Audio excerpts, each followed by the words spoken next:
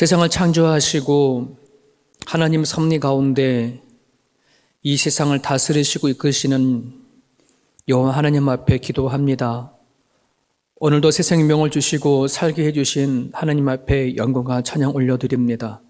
모든 좋은 것과 모든 선한 것이 하나님부터 오는 것을 우리는 고백합니다.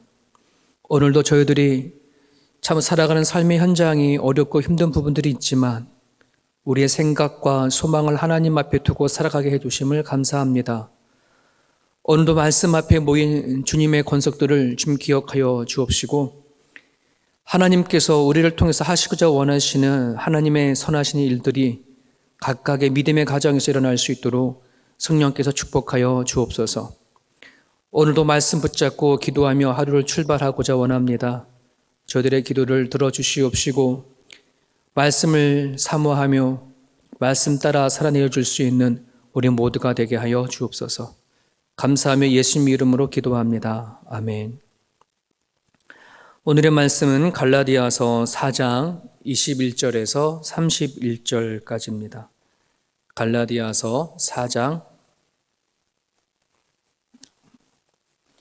21절부터 31절까지 우리 한 목소리를 읽겠습니다.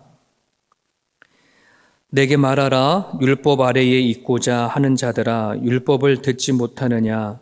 기록된 바 아브라함에게 두 아들이 있으니 하나는 여종에게서 하나는 자유 있는 여자에게서 낳다 하였으며 여종에게는 육체를 따라 낳았고 자유 있는 여자에게는 약속으로 말미암아 낳느니라.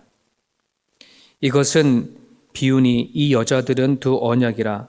하나는 신의 산으로부터 종을 낳은 자니 곧 하갈이라. 이 하갈은 아라비아에 있는 신의 산으로서 지금 있는 예루살렘과 같은 곳이니 그가 그 자녀들과 더불어 종노릇하고 오직 위에 있는 예루살렘은 자유자니 곧 우리 어머니라. 기록된 바 잉태하지 못한 자여 즐거워하라. 산고를 모르는 자여 소리질러 외치라. 이는 홀로 사는 자의 자녀가 남편 있는 자의 자녀보다 많음이라 하였으니 형제들아 너희는 이삭과 같이 약속의 자녀라.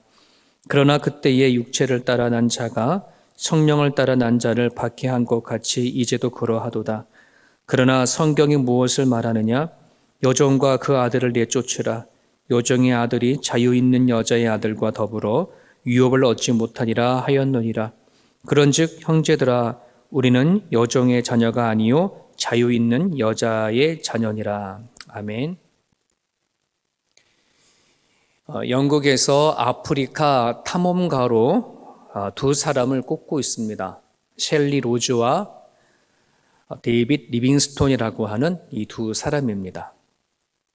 이 두 사람은 다 진취적이고 아프리카 탐험을 위해서 목숨을 건 사람들입니다. 하지만 이 둘은 아프리카 탐험을 하고 하는 데 있어 방향이 전혀 달랐습니다. 셀즈 로즈라고 하는 사람은 아프리카에 황금을 개척하기 위해서 갔습니다. 그래서 금광을 발견하고 금을 캐서 영국으로 가지고 갔죠. 그래서 대영 제국을 통해서 훈장도 받고 애국자라고 하는 칭호도 얻게 되어졌습니다. 반면에 리빙스톤은 아프리카의 밀림으로 다니면서 그 아프리카에 있는 수많은 족속들에게 복음을 전하기 시작을 했습니다. 그 영국에 황금을 갖다 주지는 않았지만 오직 깊은 곳에 다니면서 복음을 전했습니다. 그리고 영국이 아프리카를 식민지화하는 것을 반대를 하고 또 그것으로 인해서 반역자로 오해를 받기도 했습니다. 그런 데이빗 리빙스톤은 아프리카의 한 천막에서 기도하는 과정 가운데 죽음을 맞이하게 되어졌습니다. 겉으로 보기에는 세일즈 로즈가 데이빗 리빙스톤보다 더 나은 성공적인 아프리카 탐험을 했다라고 볼 수 있고 그리고 더 나은 결과를 가져왔다라고 볼 수 있을지 모르지만 오늘날 역사가들은 세일즈 로즈를 욕망의 사람이라고 칭하고 있고 데이빗 리빙스톤을 사랑의 사람이라고 그렇게 평가를 합니다. 그것을 증명하듯이 리빙스톤의 묘지는 아직까지도 전 세계적으로 영국에 전 세계적으로 몰려와서 방문하고 그리고 그 묘지 앞에 가서 추모를 한다고 합니다. 세상에는 두 종류의 사람이 있습니다. 자기 자신의 욕망을 따라 살아가는 사람들이 있고 누군가를 위해서 축복하고 세워주는 사람들이 있는데 여러분은 만약에 이런 두 사람 종류가 있다면 누구와 함께 인생을 살아가고 싶습니까? 우리는 하나님께서 부르신 세상의 축복의 통로자로 부름을 받았고 그렇게 세워졌습니다. 예수님을 인해서 우리의 인생의 방향이 설정되어진 사람들이 바로 우리들입니다. 그러기에 세상이 아무리 넓은 길을 제시한다고 하더라도 우리가 걸어가야 할 그 길은 하나님께서 원하시는 길입니다. 거룩한 길이어야 합니다. 그리고 축복된 길이어야 합니다. 그래서 로마서 12장 2절의 말씀처럼 세대를 본받지 말고 마음을 새롭게 해서 변화를 받아 하나님의 온전한 뜻을 잘 분별해서 살아갈 수 있는 것, 살아가야 하는 것, 이게 바로 우리들이 걸어가야 할 길이라고 생각이 되어집니다. 오늘 본문에는 고대 이스라엘의 민족의 그 두 줄기를 이야기하는 그런 말씀이 담겨져 있습니다. 한 줄기는 아브라함의 종 하갈을 통해서 난 이스마엘의 줄기입니다. 즉 그 당시에 법적으로 아무런 문제가 되지 않는 아들인 거죠. 또 하나의 줄기는 본 아내 사레를 통해서 난 이삭의 줄기입니다. 너무나 잘 알다시피 하나님의 약속으로 성취가 되어진 그러한 아들이죠. 바울은 이 아브라함이 얻은 두 아들의 이야기를 영적으로 비유해서 설명을 합니다. 같은 아들이라고 하더라도 이스마엘은 종 하길에서 태어났습니다. 그것은 그 아들은 시내산의 그 율법을 통해서 아들이 되어진 케이스인 거고요. 그리고 이삭은 율법이 아닌 하나님의 약속을 믿는 믿음을 통해서 아들이 되어진 그러한 케이스입니다. 그래서 아브라함을 통해서 시작된 이스라엘의 역사는 크게 두 줄기로 흐릅니다. 율법 아래에 속박되어진 삶이 있고 믿음 안에서 누리는 삶이 있습니다. 이게 이스라엘의 민족이 흐르는 큰 두 줄기의 민족 사상이라고 얘기를 하죠.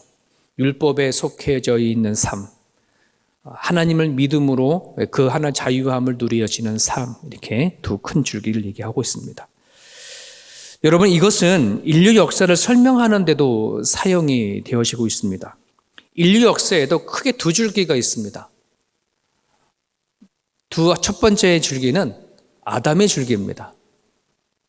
그리고 둘째는 예수님의 줄기입니다.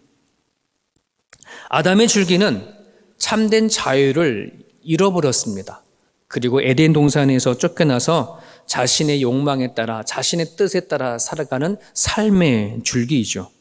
그들의 그 삶의 줄기는 실패이고 그리고 저주이고 불행의 삶의 줄기입니다. 이 줄기에 속한 사람들은 살아가는 날 동안에 그 인생 삶 가운데 만들어지는 가시와 엉겅퀴에서 벗어날 수가 없는 그런 삶입니다. 반면에 예수님의 줄기는 참된 자유와 잃어버린 에덴을 회복하는 그런 삶의 줄기입니다. 이 삶의 줄기는 주님으로부터 오는 평안이 있습니다. 위로가 있습니다. 그리고 자유함이 있습니다. 이 줄기에 속한 사람은 비록 인생을 살아가는 데 있어서 가시와 엉겅퀴가 있다 할지라도 그 속에서 에덴에서 느꼈던 그 기쁨을 누리며 살아갑니다. 왜냐하면 예수님이 답이 되어주시고 길이 되어주시고 그리고 생명이 되어주시기 때문에 그렇습니다. 하나님은 이 성경을 우리에게 이 두 가지 줄기를 증거하십니다. 그리고 우리에게 제시를 합니다. 어떠한 줄기를 선택할 거냐라고 하는 것을 우리에게 질문하시고 그리고 답을 얻기를 원하십니다. 마치 하나님께서 에덴 동산에다 선악과를 만들어 놓고 이것을 따먹을 거냐 말 거냐라고 하는 그 자유를 우리들에게 아담과 하와에게 주셨던 것처럼 오늘 우리 인생 가운데 이렇게 큰 줄기 있음을 얘기를 하면서 우리들에게 어느 쪽의 삶을 선택할 것인지를 얘기를 하고 있습니다. 무엇을 선택하느냐에 따라서 우리들의 남은 인생은 분명히 달라집니다. 만약에 여러분들이 예수님의 줄기를 붙잡고 살기를 원하신다면 오늘 다음과 같은 세 가지를 기억하시고 하나님 앞에 기도할 수 있기를 바랍니다. 첫 번째는 내가 믿음 안에서 태어나는, 예수님을 믿는 믿음 안에서 태어나는 거듭난 삶이 있어야 함을 여러분 기억하셨으면 좋겠습니다. 바울은 23절에서 두 종류의 태생을 말하고 있습니다. 하나는 육체를 따라 태어난 생명이 있고 또 하나는 약속으로 인해서 태어난 생명이 있다는 것입니다. 육체로 인해서 태어난 생명은 이스마엘을 얘기하는 것이고 약속에 의해서 태어난 생명은 이삭을 얘기를 하는 것이죠. 자, 그렇다면 오늘 우리들은 어떨까요?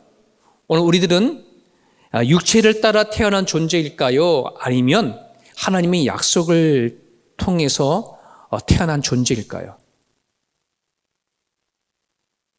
우리는 그거를 모르고 살았었어요. 하지만 하나님의 은혜 가운데 예수님을 통하여서 믿음을 갖게 되어지고 그 믿음으로 성경을 보니까 와, 그렇구나. 내가 하나님의 약속을 위해서, 약속에 의해서 하나님의 계획과 섭리에 의해서 내가 태어난 존재이구나라고 하는 것을 성경을 통해서 발견하는 거예요. 이건 어마어마한 큰 은혜예요. 전혀 우리는 정말 육체를 따라 태어난 그런 존재로 살아갔었고 죽음으로 모든 인생이 끝나는 줄 알았었는데 그게 아니었다는 거죠. 에베소서 1장에 보면은 나의 이 태어남이 예수님을 믿고 하나님을 알고 살아가는 나의 이 존재가 이미 창세전부터 선택되어지고 작정하셨던 것이라고 말하는 걸 보았을 때에 여러분 정말 우리들의 태생은 그냥 육체를 따라 태어난 태생이 아니라 약속에 의해서 태어난 존재라고 한다는 거예요. 이 사실을 여러분들이 발견했다면 그건 어마어마한 은혜이고 어마어마한 축복인 것입니다. 이 사실을 믿는 사람들은 하나님 안에서 태어난 사람들입니다. 그리고 그것을 믿는다고 한다면 이제는 우리의 삶은 육체에 따라 사는 삶이 아니라 하나님 안에서 살아가는 거듭난 삶이 있어야 함을 기억하실 수 있기를 바랍니다. 내가 예수 안에 태어나기 전에는 우리가 붙잡고 살았던 것은 항상 나의 실력이었고 그리고 사람들이었습니다. 그래서 항상 학연을 따지고 지연을 따지고 그리고 어떻게 해서도 사람답게 살려고 그 사람들 사이의 테두리 안에서 끼려고 노력하며 살았던 것이 바로 우리들의 모습이었습니다. 하지만 예수님의 사람들은 이제는 하나님을 붙잡고 살아가는 존재가 되었습니다. 사람이 아닌 하나님을 붙잡고 살아갑니다. 하나님께서 내려주신 일용할 양식을 먹고 삽니다.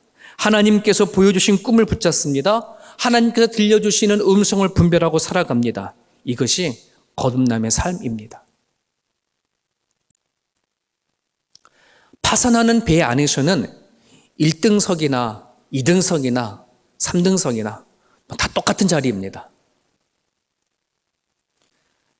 이 세상은 파산하는 배와 같습니다.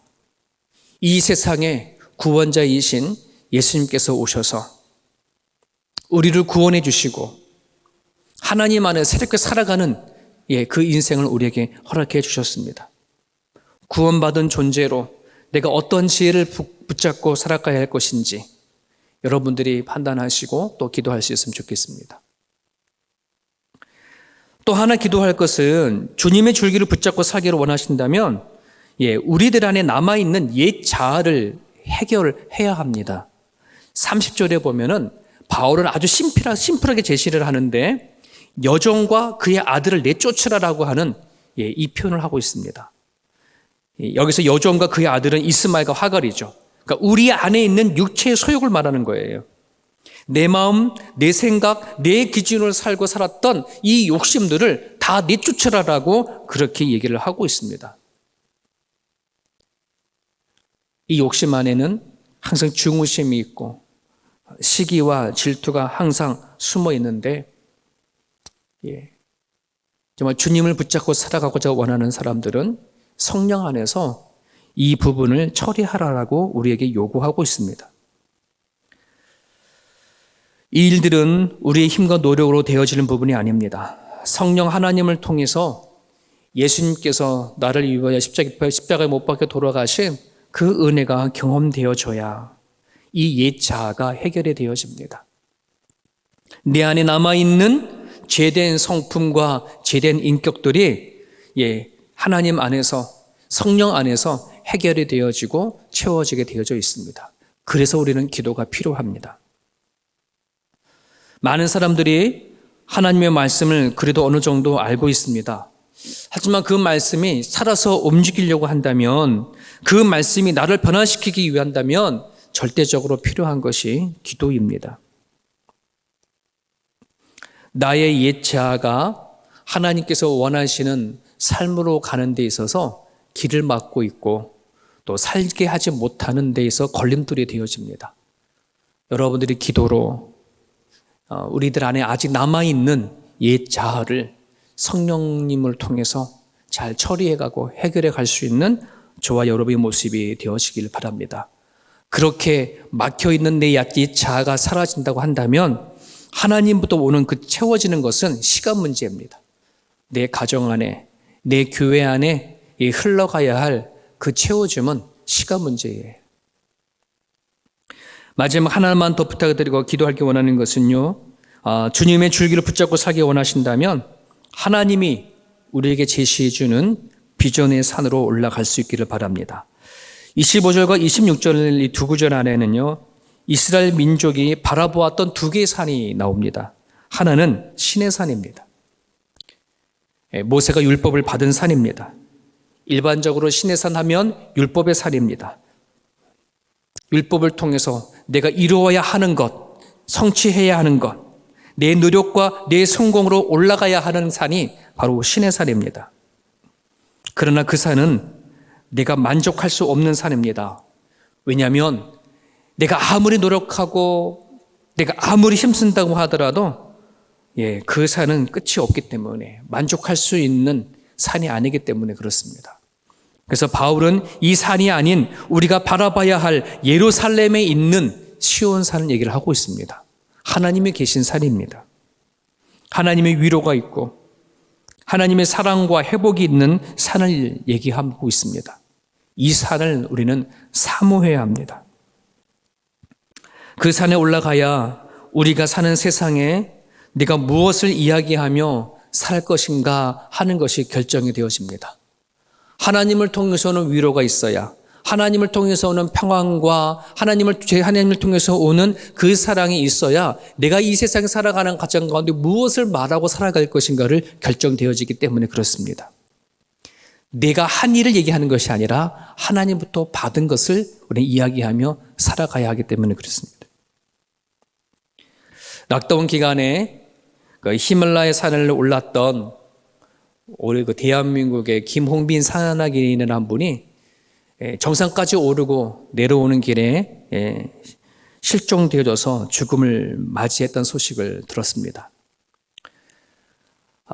거의 반평생, 한평생 정도를 아마 그 산에 올라오셨다 봐요. 그래서 동상으로 인해서 10손가락을 다 잃었음에도 불구하고 그 산을, 히말라야 산을 그 손으로 등반하기 위해서 그 산을 오르다가 인생을 마감했는데, 그분이 올랐던 히말라야 산은 아마 스스로 만족하는 산이었을 것입니다. 스스로 쟁취하고 얻어지는 성취감의 산이었을 것입니다. 하지만 정말 오늘 우리들이 올라야 할 산은 그 산이 아닌 하나님이 계신 산이어야 합니다. 하나님부터 오는 것을 우리는 먹고 하나님부터 오는 것을 우리는 누리며 살아가는 그런 존재여야 내가 이제 살아갈 때 평생 어떤 말을 하고 또 무엇을 증거하다가 살아갈 것인가를 하는 것을 결정되어지기 때문에 그렇습니다. 저와 여러분들이 남은 삶 동안에 하나님께서 우리에게 베풀어 주신 것을 우리는 이야기하고, 그리고 나를 찾아와 주셔서 소망을 주고 희망을 주고 또 위로해 주신 그 하나님을 증거하며 살아가는 저와 여러분의 모습이 되어줬으면 좋겠습니다. 그래서 오늘 저와 여러분들이 기도할 그 제목은 이런 것입니다. 우리가 주님의 줄기를 붙잡고 살아간다면 내가 살아간 삶의 현장 가운데 거듭남의 삶이 있게 달라고 기도하시고, 그리고 내 안에 있는 옛자가 해결이 되어지고 하나님의 계시는 그 하나님의 시온산에서 공급되어지는 그 비전을 꿈꾸시고 하나님으로부터 채워질 것을 바라보고 기도하셨으면 좋겠습니다. 오늘도 주님 말씀 붙잡고 기도하시고 오늘 하루도 주님 안에서 승리하는 복된 하루 되어주시기를 바랍니다. 기도하겠습니다.